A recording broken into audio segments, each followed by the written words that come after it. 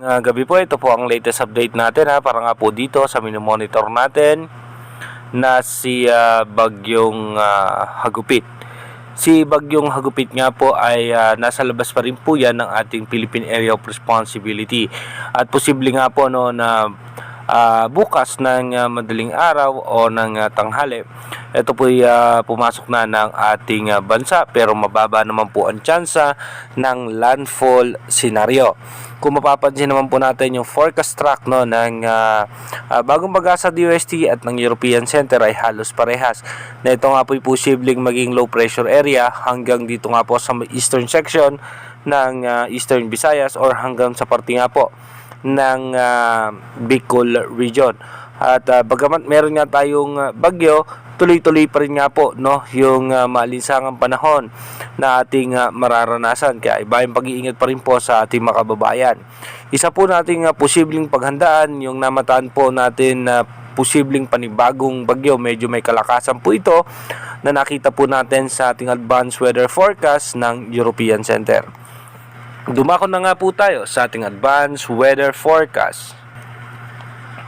Dito po sa ating advanced weather forecast, bukas nga po May 10, posible nga pong makapasok na ng ating Philippine Area of Responsibility itong si Bagyong Hagupit.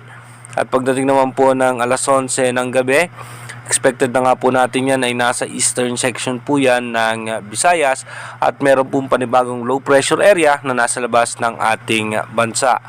At pagdating naman po ng May 11, si Hagupit po ay medyo mabagal nga po, almost stationary yung kanya magiging posisyon. Pagdating po ng alas 11 ng gabi, ito po ay kikilos dito nga po sa northeastern portion ng Visayas. At pagdating naman po ng May 12, asahan na nga po natin, ito po ay mataas na ang tsansa na mag-downgrade bilang isang low pressure area. Pagdating naman po ng alas 11 ng gabi ng May 12, ito po ay nasa southern portion na nga po ng Bicol region, dito nga po sa may parte ng Sorsogon. Pagdating naman po ng May 13, asahan nga po natin as low pressure area, nasa eastern section na po yan ng Bicol region. Pagdating naman po ng alas 11 ng gabi ng May 13, ito po ay tuluyang malulusaw na. Pagdating naman po ng May 14, saan natin tuloy-tuloy na naman mainit at malinsangang panahon ang ating mararanasan. At pagdating po ng alas 11 ng gabi, may mga isolated rain shower o thunderstorm sa parte ng Visayas at ganun din po sa parte ng Mindanao. Pagdating naman po ng May 15, asahan natin may mga chance ng pagulan sa ilang bahagi po ng Visayas at ilang bahagi ng Mindanao.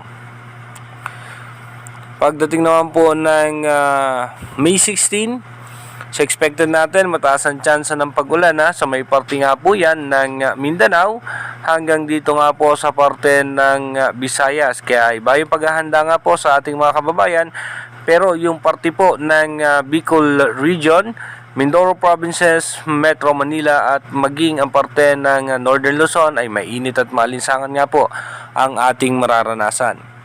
Pero pagdating naman po ng gabi ng May 16, so expected natin magkakaroon ng low pressure area sa labas ng ating Philippine Area of Responsibility.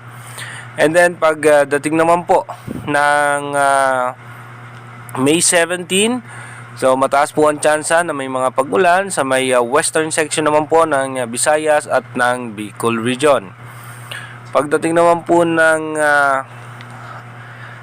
May 17 ng gabi, alas 8 ng gabi, kung mapapansin nga natin yung makapal o malaking kumpulan ng kaulapan na nasa labas ng ating bansa, ito po ay mataas ang tsansa na maging isang low pressure area.